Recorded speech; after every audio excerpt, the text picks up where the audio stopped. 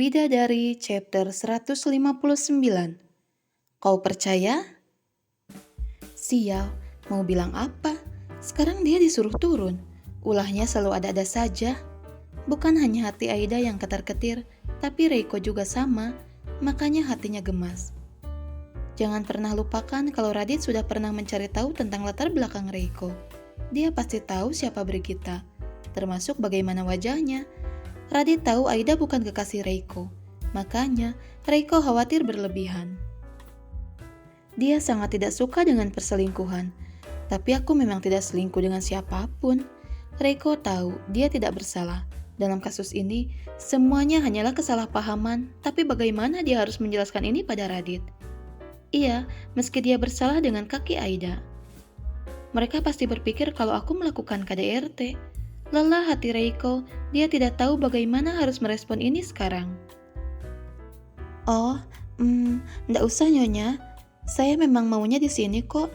Tadi saya sudah bilang sama Mas Reiko kalau saya mau di sini saja. Soalnya saya ini orangnya kuper, maklum dari kampung. Kemarin saja saya yang baru datang ke kota sudah bikin masalah di rumah Mas Reiko. Apalagi kalau saya di sini, nanti saya bikin masalah bisa-bisa kebakaran.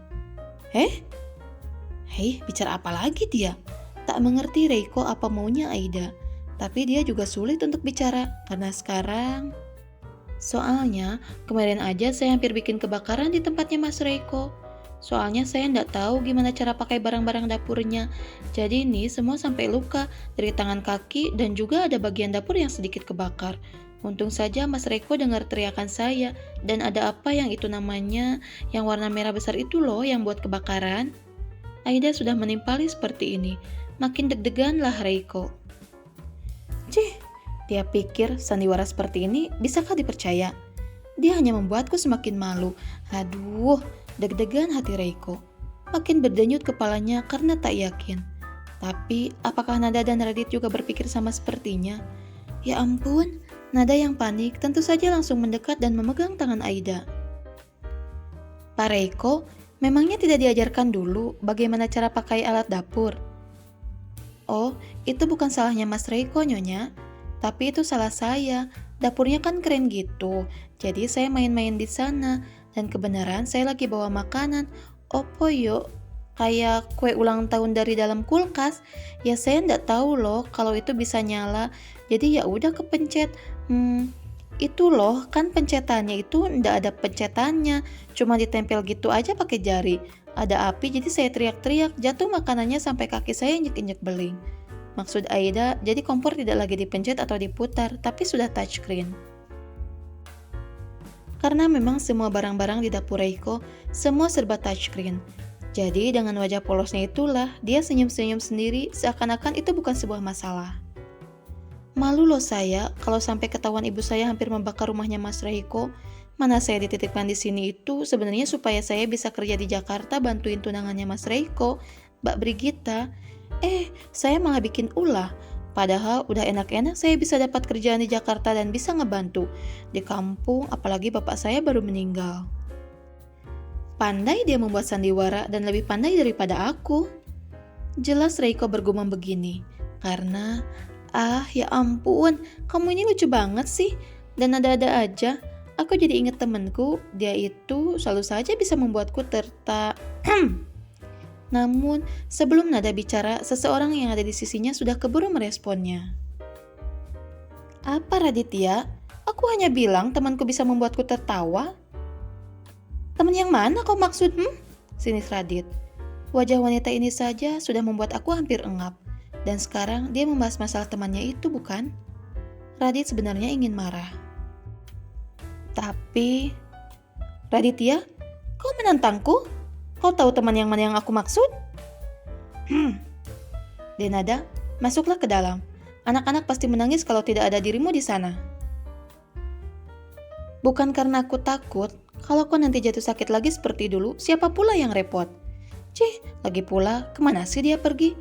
Dia inginkan membuat istriku terus-terusan memikirkan tentang dirinya dan merasa bersalah padanya? Dan wanita ini, kenapa wajahnya bisa mirip dengannya? Apa jangan-jangan dia sekarang berubah menjadi wanita? Tak berani Radit mendebat wanita yang kini sudah melotot padanya. Sungguh, sikap Radit yang mengalah pada nada inilah yang benar-benar membuat hati Reiko sedikit lega. Aku benar-benar tidak kepikiran soal ini. Tapi dia sepertinya menyelamatkanku sekarang.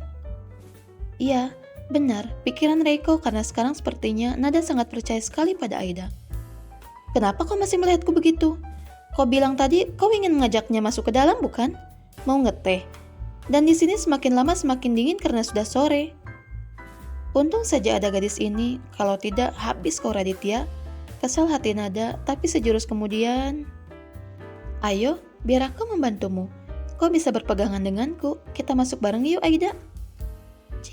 Bisa dia tersenyum semanis itu pada gadis itu, sedangkan padaku... Apa itu senyum yang ini diberikan pada pria yang tak pantas disebut namanya itu? Radit memang masih cemburu sangat dengan pria itu.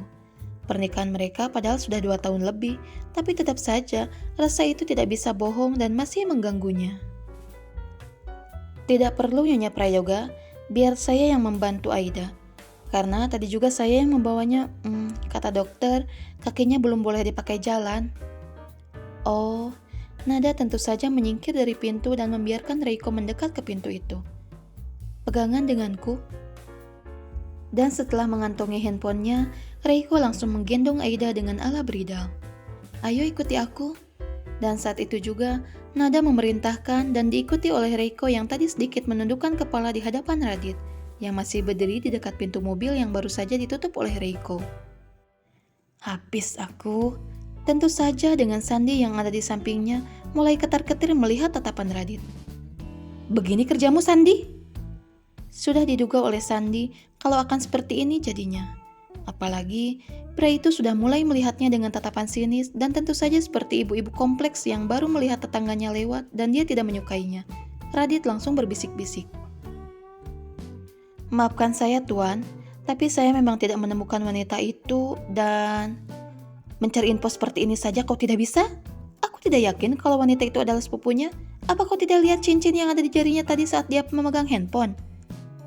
Maklum saja, Radit ini kan memang orangnya tidak pernah mudah untuk percaya pada orang lain.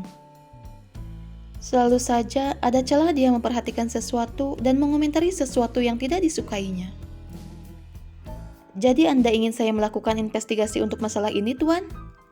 Cibiran pun langsung terlihat dari bibir Radit. Kemana kau selama ini? Aku sudah suruh kau perhatikan dia betul-betul. Tapi kenapa yang seperti ini bisa miss? Maaf Tuan Raditya, tapi memang dia tidak pernah terlihat bersama dengan wanita lain. Sial. Kalau dia bukan orang yang kompeten dan pekerjaannya sempurna, aku akan memutus kontrak kerjasama saat ini juga. Iya, Radit memang sudah kepincut dengan kepiawaian Reiko mengerjakan tendernya. Ini juga yang jadi sulit untuk dirinya. Mungkin saat ini adalah waktunya Anda profesional untuk tidak mengurusi masalah pribadinya, Tuan. Sehingga Sani pun memberikan saran seperti ini. Namun pria itu segera menggelengkan kepalanya. Aku tidak suka dengan pria hidung belang. Mungkin kondisinya bukan seperti itu, Tuan. Sandi, kau bekerja padaku atau padanya? Kenapa juga kau menyalahkanku? Kau lupa aturannya? Peraturan pertama, Radit tidak pernah salah. Peraturan kedua, selalu mengacu pada peraturan pertama, dan itulah peraturan yang harus selalu diingat oleh Sandi.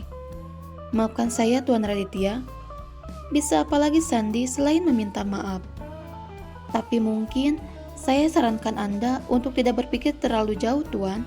Apalagi memang saya rasa tidak mungkin ada hubungannya antara wanita itu dengan Dewata Arjuna.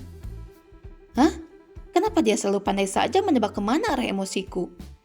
Bisik di dalam hati Radit, karena memang betul sekali bukan hanya Reiko yang membuat dirinya kesal, terutama tentang bagaimana Nada melihat pada Aida.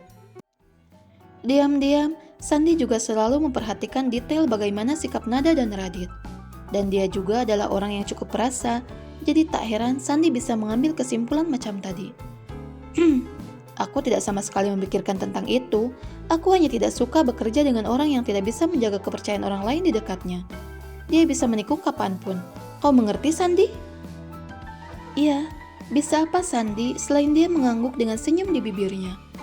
Karena tentu saja, Radit tidak mungkin mengaku bukan, kalau dia cemburu karena Nada mengingat pria lain.